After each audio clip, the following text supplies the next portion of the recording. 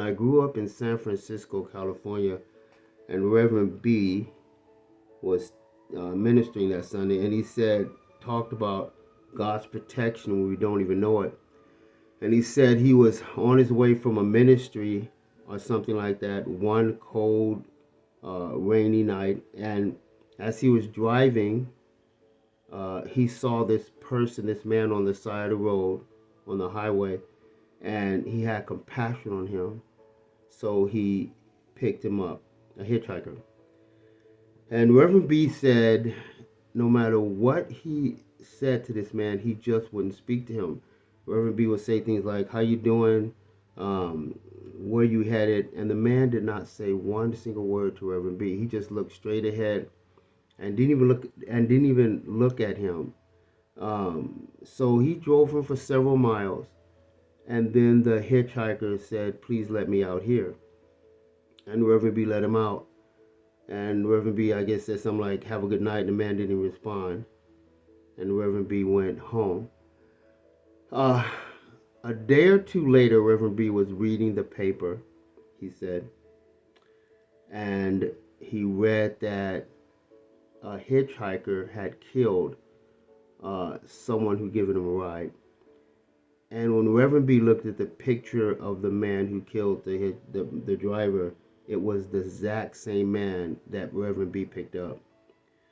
So Reverend B immediately went to the jail he was at, because back then, as long as you were a pastor or a chaplain, you could get into the jails. So he went to the jail right away, and he asked to see the man, and the man agreed to see him. And Reverend B sat down with him in the visiting room where they have the glass and all that protect you. And Reverend B said, "Do you remember me?"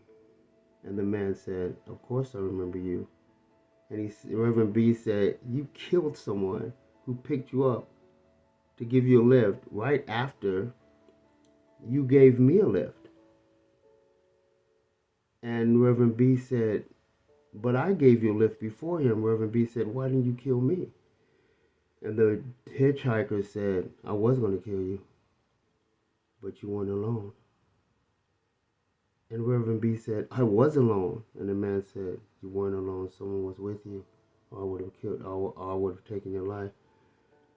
And Reverend B left that place, and Reverend B, just what a testimony of how God protects us. And Reverend B used to always say, now I don't remember Reverend B saying this, but my mother told me Reverend B used to say all the time that if you pray, then don't doubt.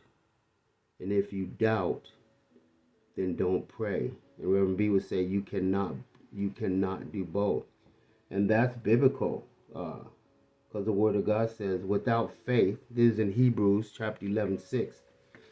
Without faith, it is impossible to please God.